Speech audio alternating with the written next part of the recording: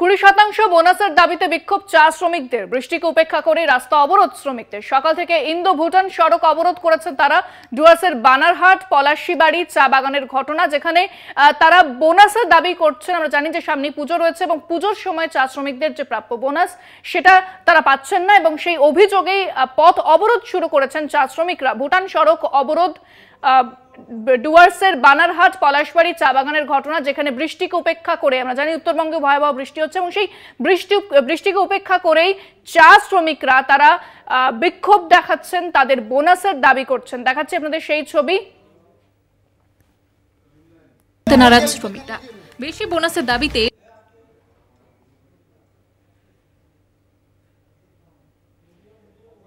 সকাল থেকে ইন্দো ভুটান সড়ক অবরোধ। ফোনে রয়েছেন প্রতিনিধি শুভজিৎ দেবনাথ। শুভজিৎ, এখনো কি চলছে বিক্ষোভ? একদমই ইন্দ্রাণী, দেখো বৃষ্টিকে উপেক্ষা করে কিন্তু ছাতা মাথায় রাস্তায় অবরোধে সামিল হলেন চা বাগানের শ্রমিকরা। 20% বোনাসের দাবিতে কিন্তু পলাশবাড়ির চা বাগানের শ্রমিকেরা ইন্দো ভুটান সেই সড়ক অবরোধ করে রেখেছে সকাল থেকে।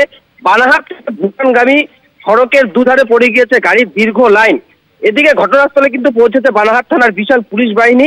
শ্রমিকদের যেমনটা দাবিতে 16% বোনাস তারা কোনোভাবেই মানবে না, তাই তাদেরকে 20% বোনাস দিতে হবে মালিক কর্তৃপক্ষকে। আর সেই দাবিতে তারা বিক্ষোভ দেখাচ্ছেন। ধন্যবাদ শুভজিৎ।